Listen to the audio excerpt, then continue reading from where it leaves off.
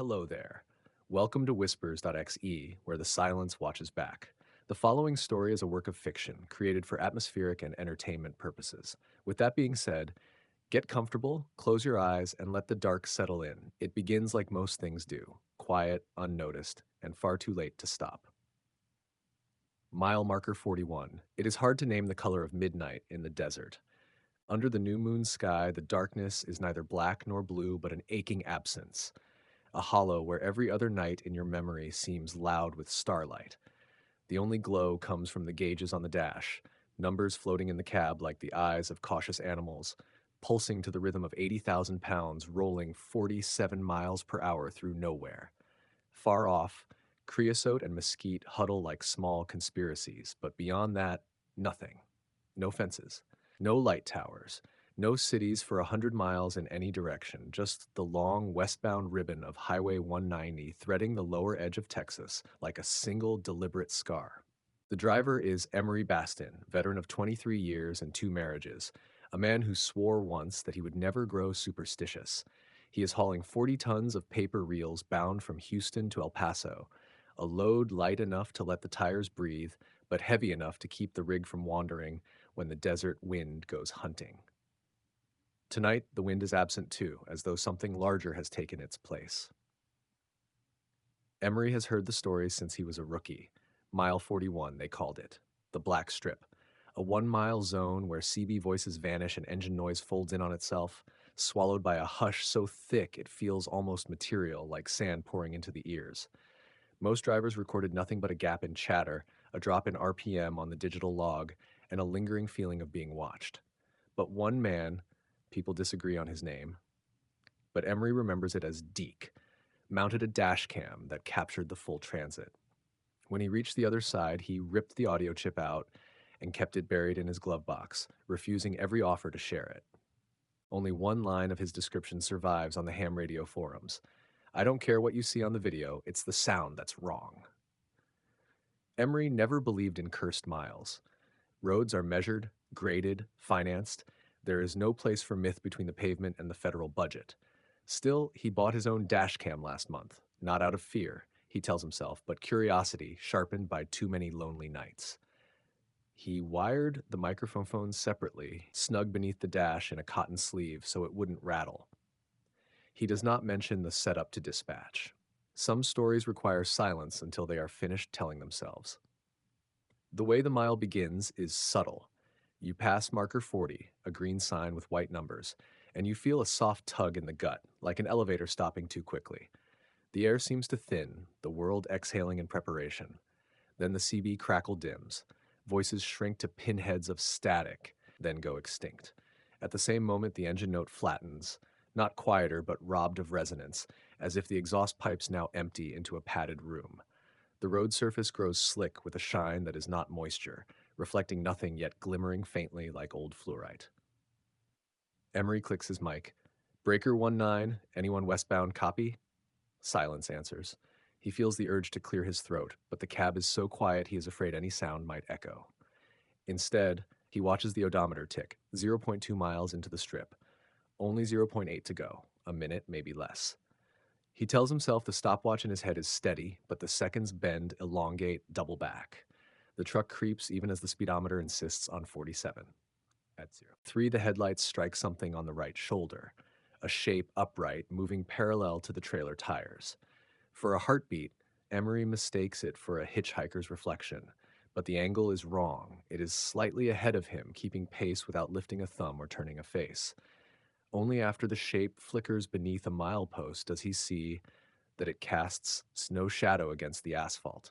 There is only the low, discolored strip of ground and the steady glide of that companion silhouette, thin as a drawn breath. Emery grips the wheel until his knuckles harden.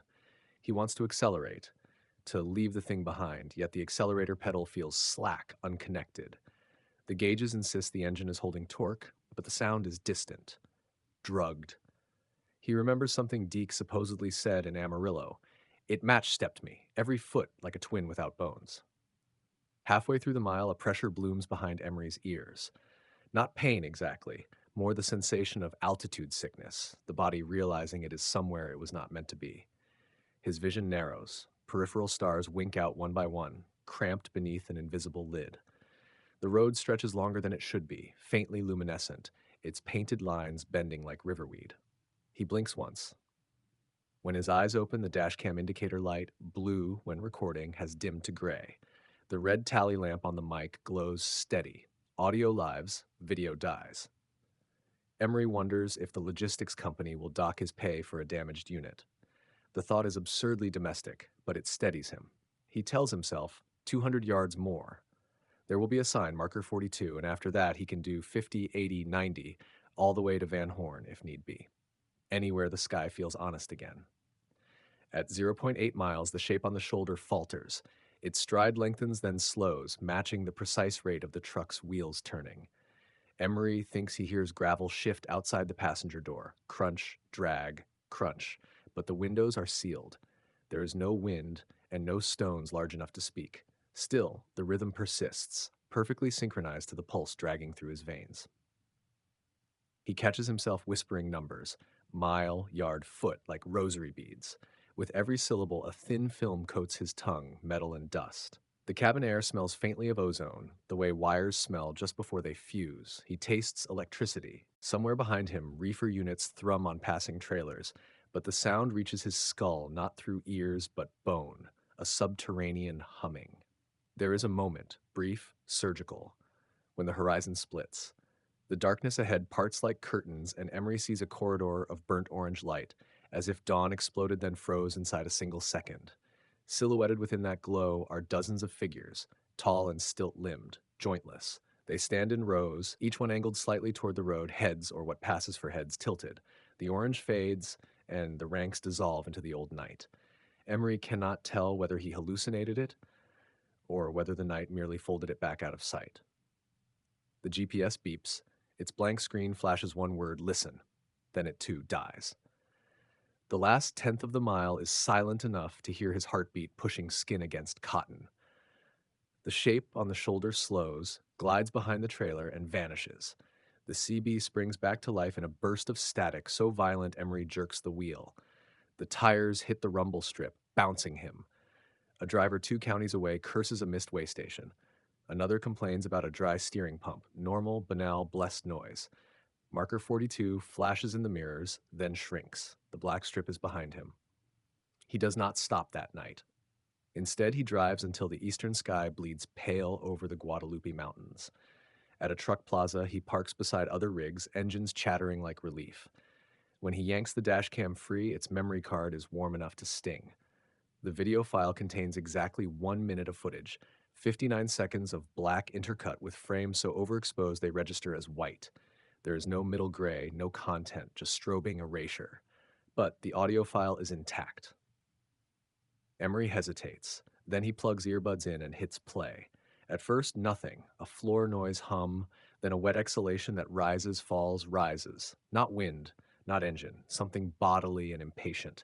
Between breaths, a whisper loops, layered in many throats, the consonants cracked like ice. It says his name, Emery, but stretches it, peeling vowels until the word is unrecognizable, a chord of sound too long to belong to human lungs. He tears the buds out, he erases neither file. Instead, he copies them to a drive and buries the drive under the folded mattress of his sleeper berth. For the rest of the haul, he leaves the CB off. Music feels obscene. Silence feels worse. He chooses instead the hiss of wind against door seals, the measurable and mercifully stupid noise of physics obeying itself. At dawn, 2 days later, he is home, a rented duplex outside San Angelo. He tells himself he will sleep, then call the manufacturer about the broken cam. Instead, he lies awake, watching how shadows in the hallway seem to pulse though nothing moves. Neighbors walk by outside, talking about sprinkler systems, grocery bills, a dog run over on Avenue M. Ordinary conversations. Yet each word passes through Emery's skull like water through cloth, leaving dark blotches of meaning he cannot read. He wonders if the strip erased something in him, or worse, wrote something new. That evening, he dreams of the corridor of orange light. He stands among the rows of jointless figures. Somewhere a truck idles, but no one drives it. The sound is distant, as if sealed behind thick glass. The figures turn their not heads toward him, and in unison draw a breath that seems to deform the world, tugging the stars closer. When he wakes, his phone is ringing. Dispatch asking why he logged off route early. His voice catches. He coughs. Blood freckles the screen. His throat tastes of dust and copper. 2 weeks pass. The audio does not stay buried. He plays it again, late, drunk on bargain whiskey. This time, the whisper does not merely say his name. It forms words nested within one another, a labyrinth of syllables whose center he cannot locate. Every attempt to trace them makes his teeth ache. He deletes the copy but finds a new duplicate on his laptop the next day, timestamped 3 a.m. He did not wake at 3 a.m., or if he did, he lost the return. Whenever he drives now, local runs, strictly within city limits. The traffic noise around him ebbs unexpectedly, replaced by a hush that tastes like static does before a thunderstorm. At stoplights, he catches glimpses of something pacing the curb, keeping effortless pace with idling cars. Pedestrians see nothing. A crossing guard steps through the shape, eyes forward, whistling. The shape flickers, then reforms, uninjured, patient. On the 30th day, Emery receives a padded envelope with no return address. Inside is a microcassette tape, the label blank except for a single inked glyph, a shape resembling both a mile marker and a keyhole. He owns no tape player. He throws it into the dumpster behind the duplex. That night, trash collectors bang the bin at 2:17 a.m., too early for route schedule. In the morning, the tape is on his kitchen table, the label damp with condensation, though the room is dry. The desert calls him back the way an old wound hums before rain. He packs nothing but water, jerky, and the original dashcam card. No dispatch knows his route. He drives a borrowed pickup. At dusk, he reaches Highway 190. For 2 hours, he parks at marker 40 with engine off, listening. Crickets click. Bats dip through the headlights, feasting on moths. Nothing else. At 11:47 p.m., he walks the shoulder, camera in pocket, recorder running. The night is larger on foot. Every breath travels further before returning. When he steps past the invisible line where CBs die, his phone screen goes black. The recorder light sputters, then steadies to red. The world narrows. Somewhere beside him, footfalls answer his own, but slightly delayed, as though mirroring a future step. He speaks once. "What do you want?" His voice is a smothered thing, swallowed before it leaves his lips. Still, the recorder captures it. He sees the LED flicker. From the dark, a reply issues, not in phonemes, but in pulse, a pressure inside cartilage, shaping meaning directly behind his eyes. It shows him rows of trucks stopping forever, drivers vanished mid-sentence, cabs still warm. He sees a map of highways glowing like arteries, with new black strips sprouting where silence breeds. He sees himself, mouth open, no sound escaping, walking until his shoes rinse away and bone meets boiling tar. He runs. The desert soil is soft, powdered by centuries of drought, offering no purchase. His legs churn but carry him nowhere. At some point, he realizes the horizon is wheeling, that he is not running forward but in a wide, slow circle, always inside the mile. Only when he collapses does the ground greet him. Dust plumes, hangs, settles. Silence sits beside him, companionable. Hours later, dawn maybe, headlights sweep across a prone figure on the shoulder. A trooper brakes, radioing for medics. Emery rises to his elbows, sun-blind, throat raw. He answers no questions, but in his fist, he clutches the dashcam card, edges melted as if by great heat. The official report lists dehydration, mild exposure, no drugs, no trauma. He is free to leave the county hospital by noon. His clothes are dust-filmed. His eyes track unseen stains on the sterile curtain. He signs himself out. 2 nights later, a video surfaces on a small trucking subreddit under a throwaway account.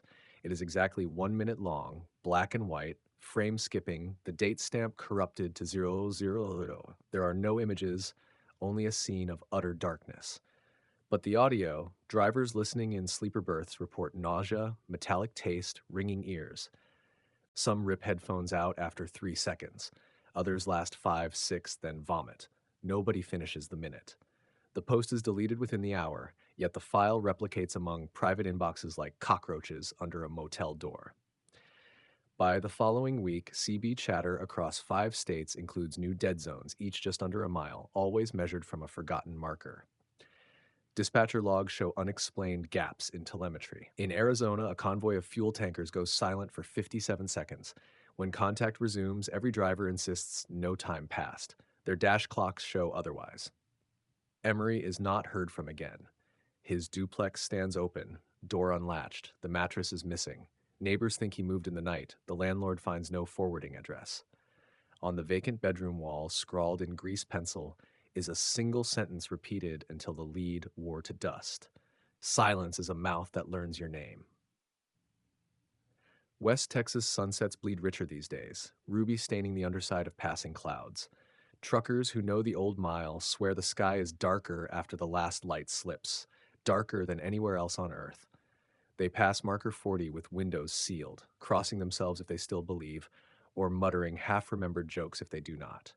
They throttle up, scan mirrors, pretend not to sense movement in the corner of vision. They remind themselves that engines are machines, that road is road, that a mile is just 5,280 feet. Science, money, asphalt, arithmetic. But math does not explain why, in those 60 silent seconds, wheels seem to glide rather than spin. Why radio dies yet the oil gauge still twitches.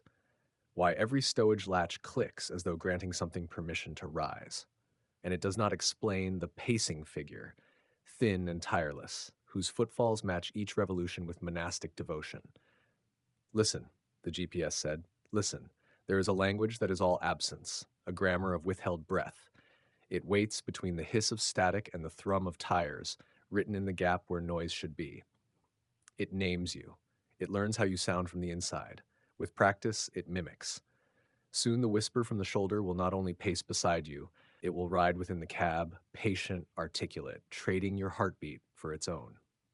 So when you take the westbound under a moonless sky, remember the marker numbers. Keep your windows up. Do not slow for shadows. And if at any point the truck grows too quiet, if the CB goes blind, if the gauges breathe differently, if you glimpse a shape lengthening itself in the sodium wash of your lights, drive on. Count the distance. Hold your tongue, no matter what name the silence says. Leave the recordings to their dust. Some miles are older than the roads etched through them, and older still than the men who vanish trying to measure their darkness.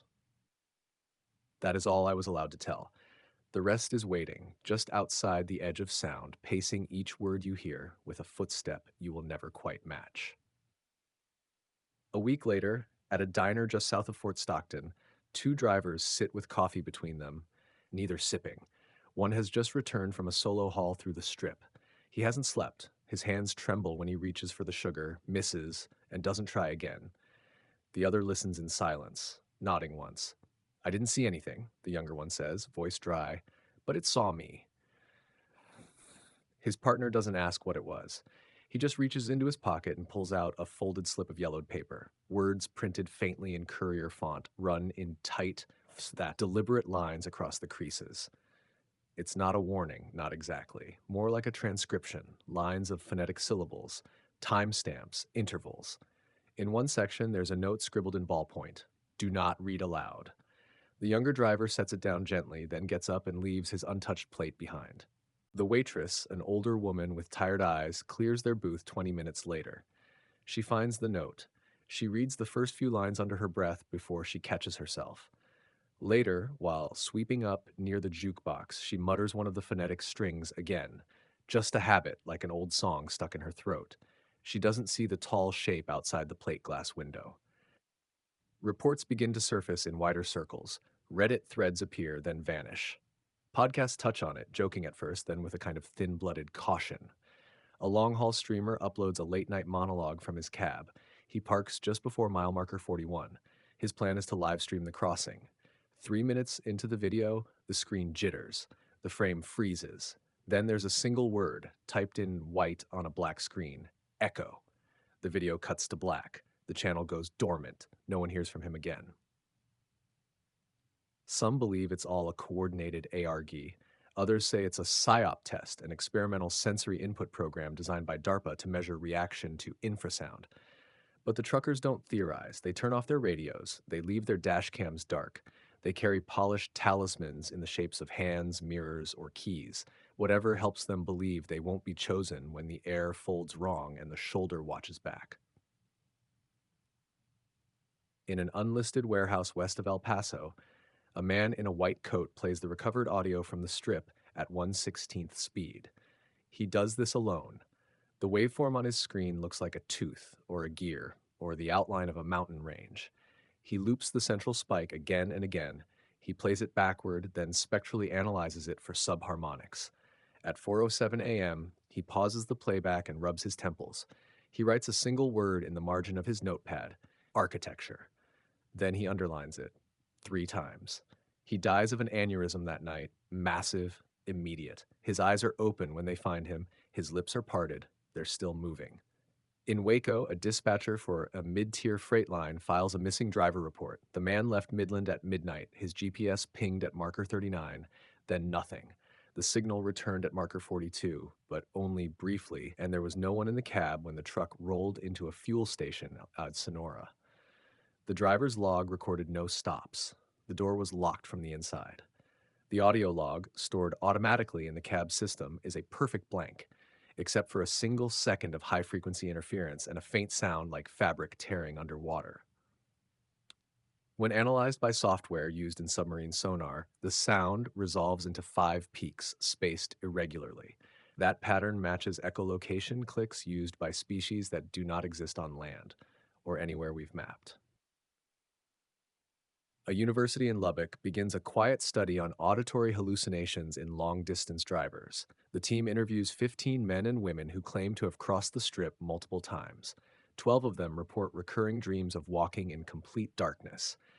11 describe voices that shift location in the cab while they drive, sometimes coming from the radio after it's been unplugged, or from the glove box, or from behind the headrest.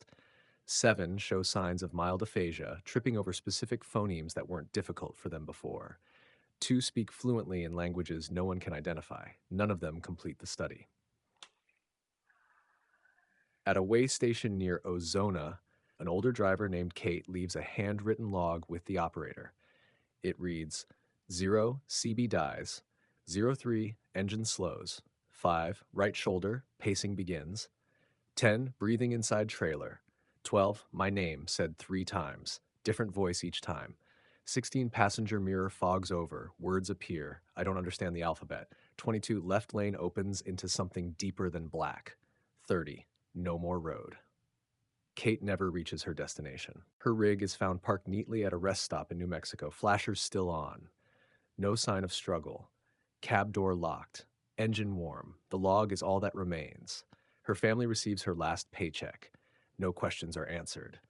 Some drivers begin marking their own trucks, not with crosses or flags, with symbols burned or painted onto the rear doors. Simple lines, geometric, like old runes or broadcast diagrams. The most common is a spiral with a single cut across its center. Those who mark their trucks report fewer incidents.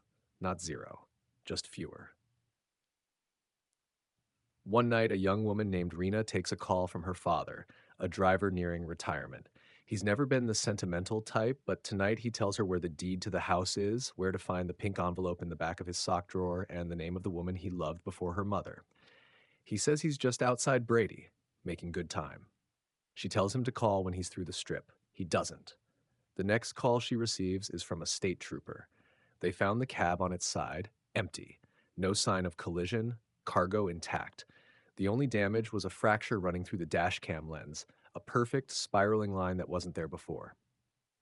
In a private Discord channel, several amateur cryptographers collaborate to decrypt a sonogram pulled from the audio file rumored to be from Deke's recording. They layer the frequencies over satellite maps, match them to weather patterns, even recompile them as MIDI notes.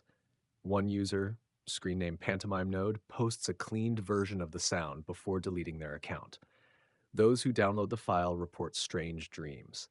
A slow walk through shallow water, a chorus of breathing.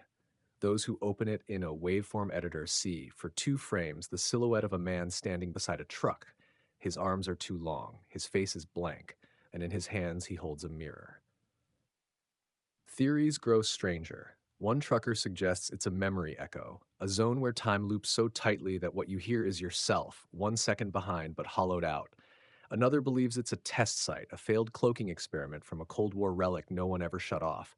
Someone else says it's older than the desert itself and the road only awakened it, but most just call it what they always have: the Black Strip. In a backroom CB forum, someone finally uploads the full minute of audio. The moderators delete it in 3 minutes flat, but it's long enough. Long enough for it to spread, long enough for the right or wrong ears to hear, long enough for the signal to find its next home. And as it moves, so does the strip, expanding, unfolding from its root like a bloom of dark silk. Mile 41 is no longer just a mile, it's a network. It doesn't need a highway anymore. It just needs you to listen. And when you do, when the breath in your speaker matches your own, when the footfall behind the seat syncs with your pulse, don't turn around. Just drive. Count each marker. Don't answer if the voice knows your name. And if the silence shifts, hold your breath. It's already inside. Outside Deming, New Mexico, a rest stop is closed indefinitely after multiple travelers complain of strange sounds in the restroom stalls, soft tapping like fingertips across porcelain, and a low hum rising from the drain pipes. Maintenance checks reveal nothing unusual. The plumbing is intact. But one janitor finds a single black strip of tape stuck to the underside of the paper dispenser in the furthest stall. It's marked with a spiral. He doesn't remove it. He calls in sick the next day and never comes back. In southern Colorado, a woman wakes up after her night shift to find the headlights of her parked semi still on. She knows she turned them off. Her cab is untouched, her door still locked, but her dash cam, left powered on but disconnected, has reattached itself. The last recorded file is audio only, 7 minutes of silence. Then a voice, low, genderless. It speaks in perfect cadence. You saw me when you slept. You see me now when you blink. I am the step behind the step, the mouth behind the glass. Then nothing. She sells the truck 2 days later. She moves north, leaves no forwarding address. But sometimes, as she lies awake in her apartment above a bakery in Missoula, she hears the diesel rumble of a long-haul rig idling beneath her window. When she checks, nothing's there. An academic paper is published anonymously online. Auditory structures in liminal topography, mapping perceptual breaches in transit corridors. It references no known institutions. It claims to analyze hundreds of reports from drivers across North America. The final thesis is brief. Where linear movement intersects recursive silence, topology fails. Perception begins to loop. Audio acts as a membrane. Breaches occur where attention lingers. Do not linger. The paper vanishes after 48 hours, but not before it's downloaded 30,000 times. A girl named Elsie, 11 years old, takes a trip with her uncle in his 18-wheeler. She draws what she sees out the passenger window, a series of pictures, crayon and ink, highways, trees, rest stops. Then a page with black scribbles. No horizon, no road, just a figure with no eyes, arms raised high, touching the roof of the cab. Underneath she's written, "He's not uncle, but he smiles the same." Her uncle is never found. Elsie does not speak for months. When she does, it's in a whisper, not her own. In an empty lot off Highway 84, a shipping container sits unopened. No paperwork, no driver record, no security footage. On the steel door in chalk is a message: "Do not listen inside." The property owner calls police. They break the lock. Inside is a chair bolted to the floor. On it, a small cassette player. Pressing play yields static for the first 5 seconds. Then a deep breath. Then a voice. "Sit. Listen. Leave shape behind." The officer who hears it rips out the batteries, throws the cassette against the wall. It doesn't break. Later that night, his patrol car is found idling on the shoulder of a road that no longer shows up on GPS. The cruiser is empty. The radio emits only breathing. Churches in desert towns begin reporting strange confessions. Truckers coming in from westbound hauls, sitting in the booths without speaking, only breathing. Some hold old CB radios. Others carry torn pages from logbooks, their margins filled with identical loops and spirals drawn again and again. One priest reports hearing his own voice coming from the other side of the confessional, even though the man sitting across from him hasn't opened his mouth. When he asks, "What is it you want to confess?" the answer is his own voice, delayed by a second. It says, "I never left the mile." The spiral symbol spreads, not just on trucks now, but on roadside signs, scratched into rest stop bathroom stalls, etched into window frost by unseen hands. It begins to appear in dreams. People who've never driven long haul wake with the image drawn shakily on their bedsheets in black pen, pens they don't remember owning. One man finds the shape pressed into his skin after waking, as if something coiled across his ribs while he slept. He hears wheels outside his window. Gravel crunching, idling breath, but no engine. In a quiet motel east of Truth or Consequences, a woman hears muffled voices through the wall. She checks the next room. It's empty. The clerk says it's been vacant all week. But when she presses her ear to the wall, she hears a slow, steady chant. No words, just rhythm, metal on tongue, voice like oil poured over gravel. She doesn't sleep. When dawn comes, she checks out early and drives without stopping for 6 hours. But no matter how far she gets, the chant follows her. Through vents, through floorboards, through her own heartbeat. At a truck show in Oklahoma, a booth offers anti-strip charms, cheap metal trinkets shaped like teeth or wheels. They sell fast. People hang them from rear views, stitch them into seat cushions. One driver claims it worked. He crossed the mile and heard nothing, saw nothing. But he's the only one who says so. And a week later, his cab is found spinning and idle at a truck wash, windshield wipers flailing though the glass is dry. He's gone. The charm remains, hung from the mirror. It spins slowly even after the engine cuts off. They say the black strip is growing. It doesn't just belong to that mile in Texas anymore. They say it appears wherever the silence gets too thick, wherever the road outlives the maps. It shows up in alleys between abandoned warehouses, in maintenance tunnels under cities, in stairwells with no 13th floor.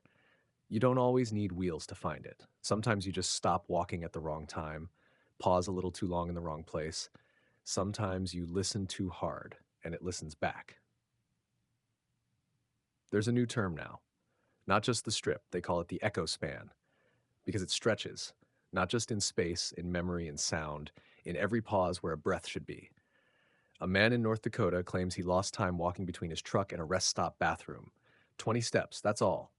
But the sun had moved, and his boots were covered in dark clay he didn't recognize. He checks his dash cam. He never left the cab, but the footage shows him sitting still, eyes open, unmoving, for 6 hours straight. At the 5-hour mark, something presses its face to the passenger window. No reflection, no light, just a ripple, like heat, like waiting. You'll know when it's near, not because of what you hear, but because of what you stop hearing. No tires, no wind, no insects. Even your own breath feels quieted, distant, like someone is borrowing it, measuring it. And when that silence deepens, when the static fades to something warmer, like breath through cloth, when your name stretches long across your ears, spoken with lips that don't exist, you'll understand. It isn't just a stretch of road, it's a seam between what we're allowed to know and what's been watching from beneath it. So drive careful, watch the mile markers.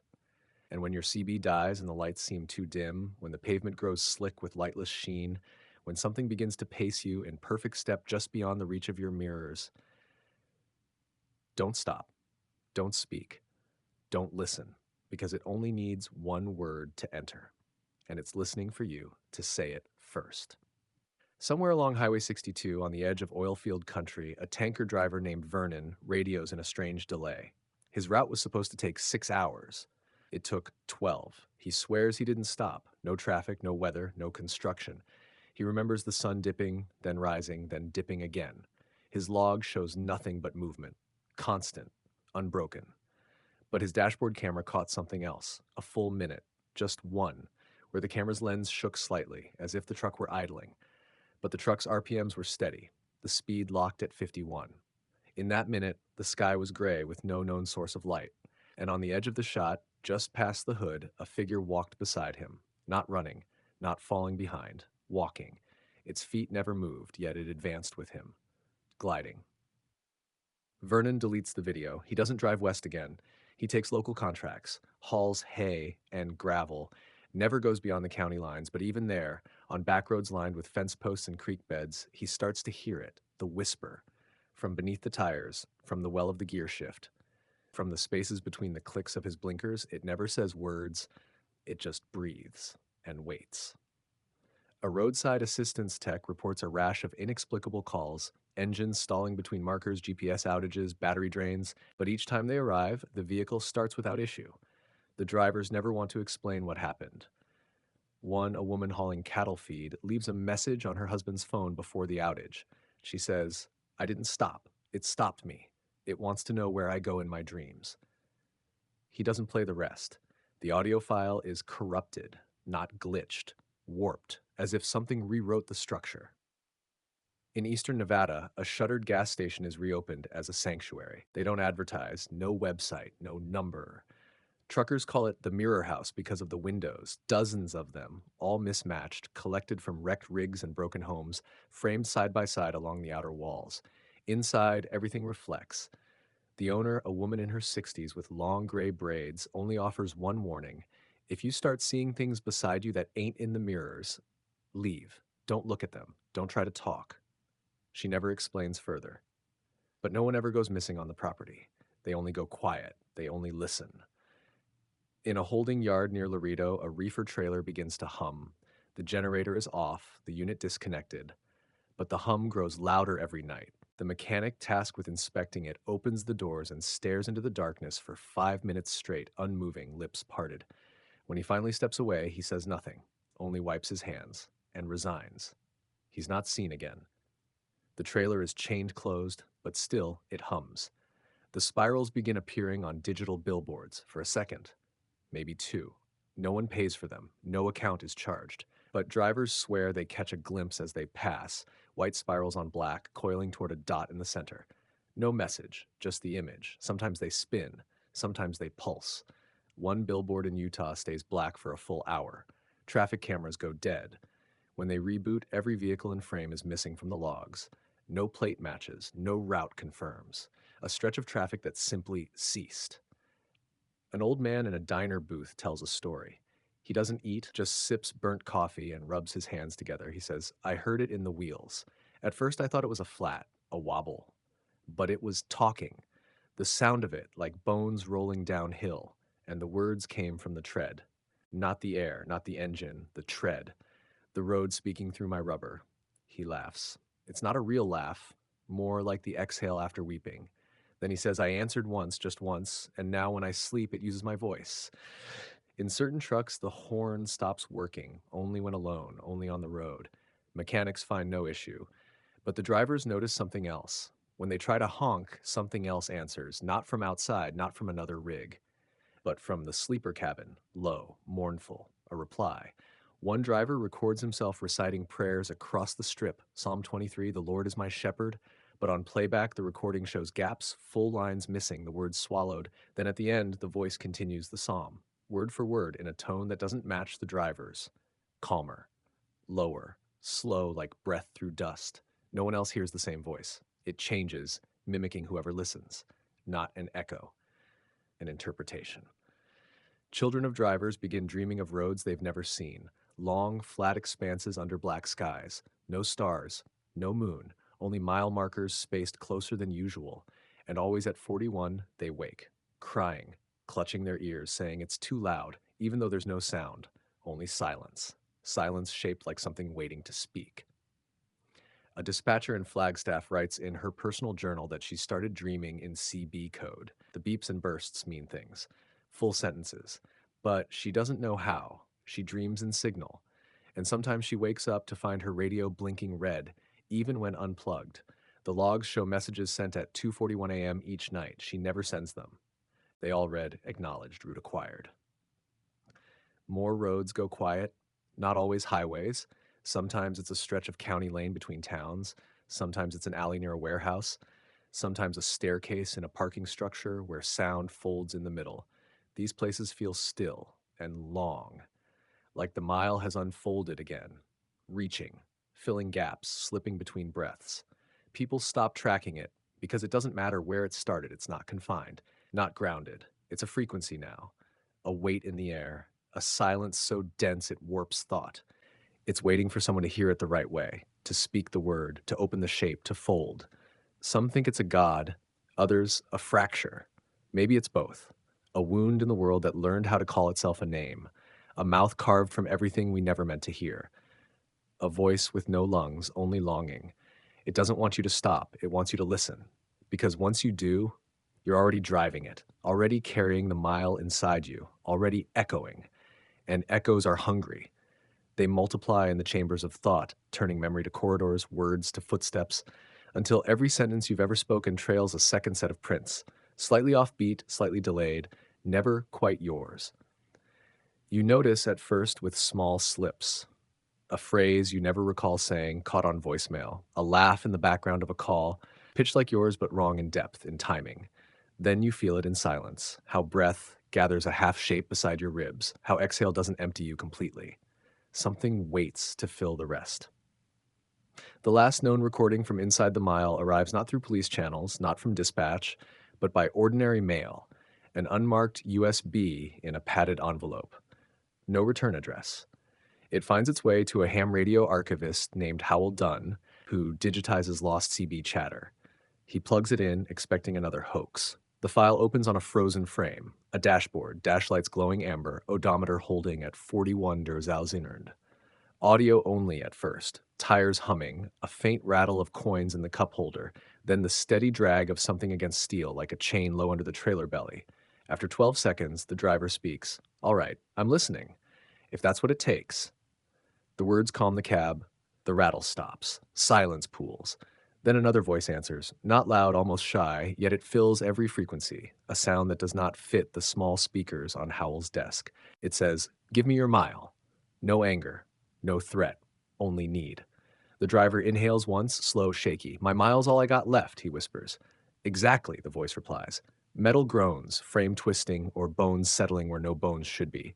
The odometer clicks backward, 40.999, 40.998. The driver weeps, soft, childlike, as the numbers roll down into hush. His sobs phase doubling with slight delay, same voice, two throats, one ahead by a breath. At 0, the dashlight flares white. Video whites out. Static so dense it feels physical, crowding Howell's office until he fumbles the headset off, heart battering. He deletes nothing. He labels the file, returning escort echo final dot MP4. Then he locks it in an offline drive, buries it under floorboards, and starts leaving the radio off at night. The mile has learned patience. It no longer waits for tires. It unfolds in pauses, in retreats of sound between heartbeats, under eyelids like behind the last note of a lullaby. Children hear it when classrooms fall hush after roll call. Lovers hear it in the hush between arguing and apologizing. Old men hear it when their pacemakers stall a beat. Each silence is a threshold. Most step across without noticing. A few feel the grit of foreign asphalt underfoot, see the glimmerless black sheen rising over ordinary shadows. They return pale, words unsteady, measuring every breath as if paying a toll. You might pass them in grocery aisles, hands hovering near canned soup, heads cocked toward invisible CB chatter. You might hear them mutter mileage no map aligns. They avoid mirrors. Spirals bloom in condensation where they stand. Ask them what they saw, and they'll answer with too long a pause. Watch their eyes. Pupils widen as though headlights sweep an endless night inside. They are still considering the bargain offered, the trade of 1 mile of self for safe passage through everything else. But there is no safe passage. The mile is cumulative, contagious. Every echo carried becomes a half mile sewn to the next hush, and the next until the strip sketches itself across continents like fault lines in listening. Maps remain unchanged, but distances feel wrong. Flights land early, trains arrive late, clocks drift, unwilling to mark seconds that do not want marking. Scientists blame leap seconds, sunspots, gravitational hiccups. They do not listen to the recordings piling on closed servers. Files filled with breath measured in units no instrument yet defines. One evening, all major freight companies silently update routing software. New corridors appear, long detours looping south of the original stretch, though no hazard is listed. Drivers who question dispatch receive rote replies. System optimization. Follow route. Independent rigs keep old paths. Some glide through empty air where highways should roar, tires spinning, odometers ticking, but landscapes absent, as though memory failed to load the world. Others find extra exits, looping back to the same rest area, each visit older, trash bins fuller, sky a shade deeper towards starless. More leave souvenirs, spirals etched on payphone glass at that handwritten mile counts that end mid-digit. Eventually, stories stop spreading. Not because fear eases, but because telling them requires pauses, and pauses are thresholds. Silence is now currency, hazardous to spend. People speak through music, through overlapping voices, keep radios perpetual. Cities lift curfews on nighttime construction to drown hush in jackhammers. Hospitals pipe white noise down corridors. Yet late at night, lullaby loops glitch, machines stall just long enough for a single breath of pure stillness to reach a waiting ear. In those instants, the mile unfurls, delicate as a tongue tasting a word. You might feel it, a coolness behind the sternum, a twin pulse aligning with yours. Your name might stretch, syllables thinning, until it resembles distance measured in mournful horn blasts across an empty desert. If you answer, if you fill the hush with anything but noise, you render up a fraction of your road, a minute perhaps, a memory of safe travel, a clear path from home to work. You won't notice it missing until you try recalling how the streetlights looked at dawn and realize the dawn stutters, time snagging on an absent frame. Years from now, there may be no highways left unspooled, no corridors of uninterrupted sound. All mileage may belong to the strip's treasury of echoes. Journeys will be negotiations with blank intervals. Travelers stepping onto buses and disembarking, unsure how many hours fell into the hush between announcements. But this is not prophecy. It is already practice. Tonight, somewhere on a Texas service road, an old Peterbilt idles beneath sodium lamps. Its paint is sun-bleached, bumper-dented, spiral-scratched, faint on the rear door. Inside, the driver, no longer young, name long swallowed, leans over a silent CB. He speaks softly, voice rough but calm. "I'll trade 3,000 miles," he says, "for one memory intact." No reply for 7 heartbeats. Then the cab darkens, the dash lights dim to a bruised purple. A hush pushes every other sound away. Wind, rattling bottles, heart. "You understand the rate," the silence tells him. He nods. "I understand." The windshield fills with night deeper than outside. Mile markers glide by, numbers he cannot read, each sliding backward towards 0. Elsewhere, a child stirs from restless sleep, forgetting a nightmare that smelled of diesel and copper. She rises, opens her window to quiet streets, feels a peace she can't explain, a peace bought with someone's distance. Her father's old logbooks lie in a box downstairs, pages brittle, margins empty, spirals faded as if never inked. The driver exhales once more. Outside, footsteps match the rhythm of passing lines, companionable. He does not look. He keeps his eyes on the road, unwinding like unlit film, frame by frame. At last, the odometer halts, zeros across. The hush eases, retreating like tide. Engine note returns, thin but true. Far behind, the mile folds itself tight, storing new echoes against the next silence. The driver blinks, memory realigned. He recalls a dawn over Chaparral and the exact color of his daughter's first drawing. The sky ahead is hinting at that same dawn now. He grips the wheel, breathes steady. "I'm still rolling," he says. No answer. Yet the companion on the shoulder keeps pace, a shape woven from every road surrendered, every quiet consent.